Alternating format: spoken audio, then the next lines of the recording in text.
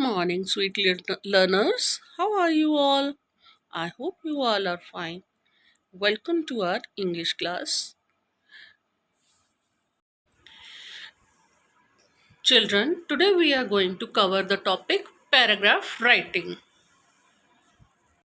Now, a question comes in your mind that what is a paragraph? A paragraph is a group of sentences that are organized and are related to the same main idea. Paragraph एक ऐसा group है, sentences का एक ऐसा group है जिसको कि organised form में मेन आइडिया के साथ लाया जाता है। एक मेन आइडिया होता है, उसको हम ऑर्गेनाइज करते हैं सेंटेंसेस को। मेन आइडिया को लेकर हम कुछ सेंटेंसेस को ऑर्गेनाइज फॉर्म में लेकर आते हैं। A paragraph has 3 parts. Paragraph के 3 पार्ट्स होते हैं। They are Number 1, introduction. Beginning of a paragraph. Introduction is always at the beginning. जो पैराग्राफ को हम जब स्टार्ट करते हैं लिखना, तो हम सबसे पहले क्या करते हैं, इंट्रोडक्शन देते हैं, जिसमें कि हम ये बताते हैं कि हम किस टॉपिक के बारे में लिख रहे हैं। इंट्रोडक्शन से हमें ये पता चलता है, पढ़ने से इंट्रोडक्शन से हमें ये पता चल जाता है कि किस टॉपिक के बारे में पढ़ रहे हैं, लिख रहे हैं। Next is number 2, description. The middle section. जो पैराग्राफ का मिडिल पार्ट है उसको डिस्क्रिप्शन बोलते हैं। उसमें हम क्या करते हैं, जो हमने मेन टॉपिक लिया हुआ है उसकी पहले तो हमने इंट्रोडक्शन दे दी, अब हम उसके बारे में डिटेल में सब कुछ डिस्क्राइब करते हैं।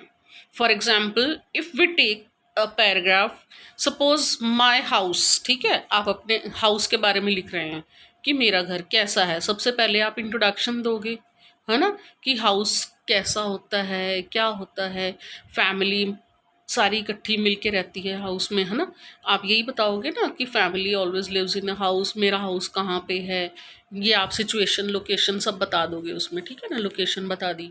उसके बाद आप डिस्क्रिप्शन लिख रहे हैं, तो डिस्क्रिप्शन में अब आप उसके बारे में लिखोगे ना, किसके बारे में, हाउस के बारे में, जो आपका मेन जो टॉपिक है उसके बारे में, कि आपके घर में how many rooms do you have, है ना, कितने मेंबर्स रहते हैं, शेयर कौन कौन करता है किस किस रूम को, आपके किचन कहाँ है, कहाँ कहाँ क्या क्या एरिया, आप सारे एरिया के बारे में, आपके हाउस में कैसे कर्टन्स हैं, कोई आपके घर में कोई लॉन है, प्लांट्स हैं, जो भी है आप उसके बारे में सब बताओगे ना, कि कैसा फर्नीचर है घर में, है ना। तो सारा डिस्क्रिप्शन आपने दे दिया। Next is the last part is conclusion, that is the last section. जो लास्ट पार्ट है उसको हम बोलते हैं conclusion.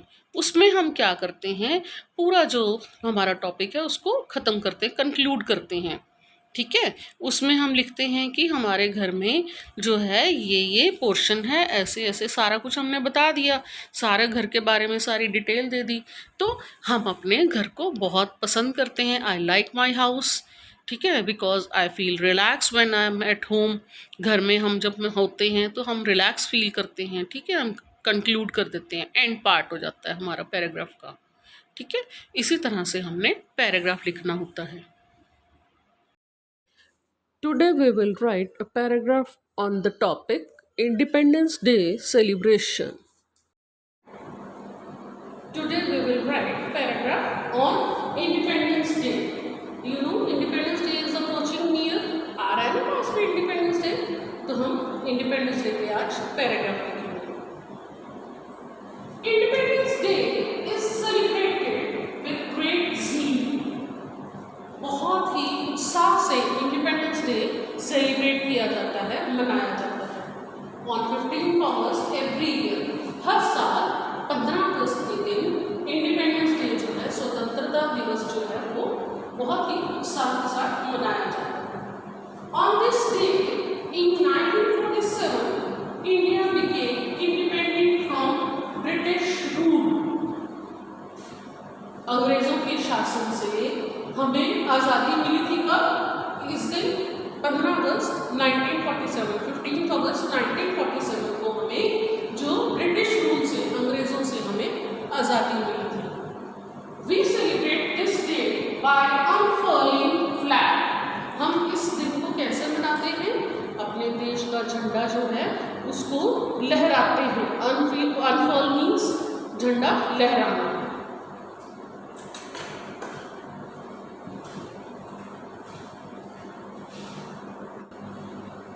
Singing the national anthem, remembering our freedom fighters, etc. हम इस दिन को कैसे सेलिब्रेट करते हैं?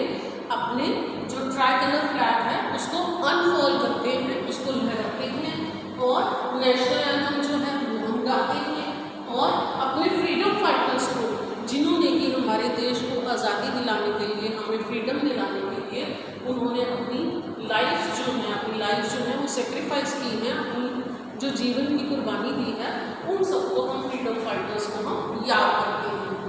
This day is celebrated with great pleasure. इस दिन को हम बहुत ही उत्साह के साथ, बहुत ही हंसी खुशी हम इसको सेलिब्रेट करते हैं। This grand celebration wakes up the people with patriotism and understands the struggle of freedom fighters. इस सेलिब्रेशन से हम लोग हैं उनके दिलों में पैट्रियोटिज्म की भावना जो है, पैट्रियोटिज्म क्या होता है? देशभक्ति की भावना हमारे मन में जागती है। सब लोगों के मन में देशभक्ति की भावना जागती है और उनको जो है स्ट्रगल की है ना फ्रीडम फाइटर्स ने, जो हमारे स्वतंत्रता सेनानी जिन्होंने हमें आज़ादी दिलाने के लिए बहुत सेक्रीफाइस की है, अपनी जिंदगियाँ जो कुर्बान की हैं, उन सबको जो है उनकी जो कुर्बानी है उसको भी समझते हैं हम लोग। इस दिन को सेलिब्रेट जब करते हैं तो हमें वो भी समझ में आता है कि उन्होंने हमारे लिए कितना कुछ जो है कुर्बान कर दिया। On this day our honourable prime minister unfurls a national flag at Red Fort in New Delhi। इस दिन हमारे देश के प्रधानमंत्री जो हैं, प्राइम मिनिस्टर जो हैं, वो रेड फोर्ट लाल किले में, दिल्ली में वो झंडा, तिरंगा झंडा लहराते हैं। On this day national flag is hoisted in schools, colleges and offices also।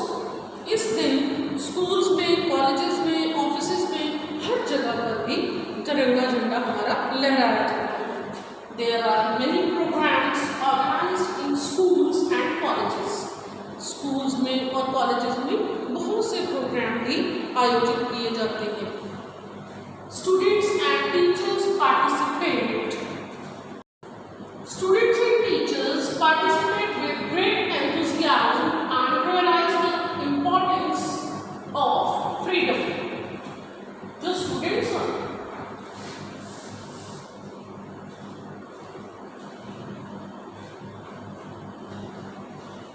Students and teachers participate with great enthusiasm and realize the importance of freedom।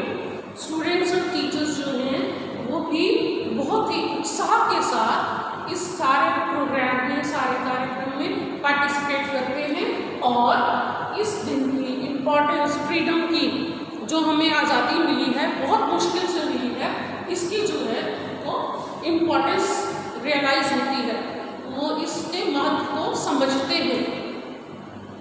Children, like this you have to write the passage। Now children, you have to practice a paragraph at your own। The topic for practice paragraph is our national flag। Children, you have to write few sentences about our national flag। Yes, you can write about what is the color of our national flag, कि हमारा national flag जो है उसका कौन सा colour होता है। आपको पता है ना बेटा कि कौन कौन सा कलर होता है? सैफरन, वाइट, ग्रीन, है ना। You can write there are 3 bands in our national flag. First is saffron, then white, then green, है ना। And in the centre of the white band there is Ashoka Chakra, है ना। आप ये सब लिख सकते हो उसमें। What do we call our national flag? हम अपने नेशनल फ्लैग को क्या कहते हैं? तिरंगा कहते हैं ना अपने नेशनल फ्लैग को, तिरंगा भी बोलते हैं, है ना। और क्या बोलते हैं? ट्राई कलर फ्लैग भी बोलते हैं ना इसको, ट्राई कलर फ्लैग। तो आप उसके बारे में लिख सकते हो। Children, here you have to write what does saffron color in our national flag stand for. Saffron color जो है हमारे नेशनल फ्लैग में, saffron बैंड है ना सबसे ऊपर, तो वो क्या सिग्निफाई करता है, उसका क्या मतलब है, वो किस लिए यूज हुआ है saffron, वो किस क्या दर्शाता है, क्या दिखाता है, उसका मतलब है कि वो हमें सेक्रीफाइस करना सिखाता है। What does white colour stand for, आपने ये लिखना है कि वाइट कलर का क्या सिग्निफिकेंस है, किस लिए वाइट कलर का क्या मतलब है। ये पीस को शो करता है, क्या शो करता है, पीस, शांति। What does green colour stand for, बेटा ग्रीन कलर जो है, इसमें एक बैंड है ना सबसे नीचे ग्रीन बैंड, वो क्या शो करता है, प्रोग्रेस, है ना, तरक्की शो करता है। What is the significance of Ashok Chakra, Ashoka चक्र हमें क्या दर्शाता है, इसका क्या मतलब है ना। अशोक चक्र है ना वाइट बैंड के सेंटर में, उसका क्या मतलब है, इसका मतलब क्या है कि कंटिन्यूशन में प्रोग्रेस जो है, निरंतर तरक्की करना, है ना। ये जो गांधी जी का जो था ना स्पिनिंग व्हील, जो चरखा, उससे लिया गया है, ठीक है। How many spokes are there in our Ashoka Chakra, Ashoka Chakra में कितने स्पोक्स हैं, there are 24 spokes in our Ashoka Chakra, ठीक है। Like this you have to write more sentences also, आप और भी सेंटेंसेस इस तरह से लिख सकते हो, जो भी आपको ठीक लगता है इसके इस टॉपिक पे। Now the homework is right paragraph और नेशनल फ्लैग इन नोटबुक। बेटा आपने ये पैराग्राफ जो है, जो प्रैक्टिस पैराग्राफ आप लिख रहे हो, वो अपनी नोटबुक में लिखना है। That's all for today. See you very soon in our next class. Till then, stay home, stay safe. Bye bye.